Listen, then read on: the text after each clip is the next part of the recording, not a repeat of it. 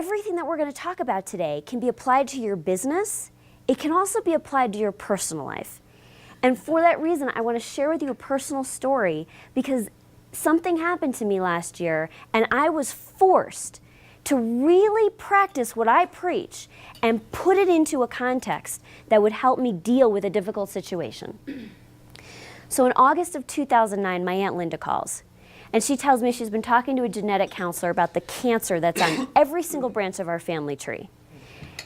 She told me there's this test, this blood test that you could do that would tell you if you have an elevated risk for cancer.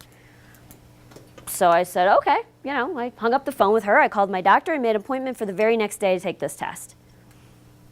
And then I started thinking about it.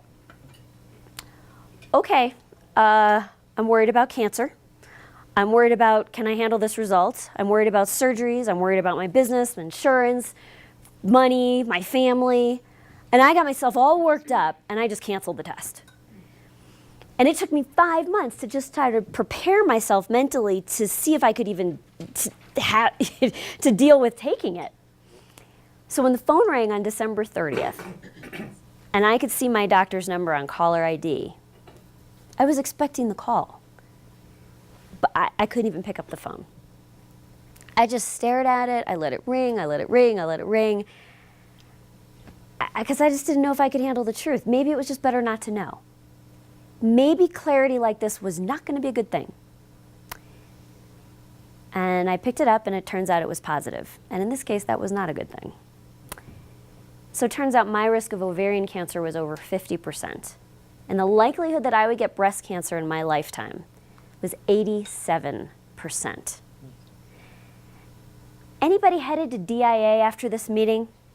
If you were standing at DIA, you're waiting in line to board your flight, and you hand your boarding pass to the gate agent, and she says to you, "Thank you for flying with us today, and by the way, there's an 87% chance we're going to crash. Have a nice flight. Bye-bye." Give me a break. I think your travel plans just changed. Anybody getting on that plane? I don't think so. So I didn't know what to do. So I called my dad. Dad, there's an 87% chance I'm going to get breast cancer. And what do you think he said? You got it. So within 120 days, I had a total hysterectomy. I had a double bilateral mastectomy, and I had a reconstruction surgery. And I got rid of a whole lot of healthy body parts before they could kill me.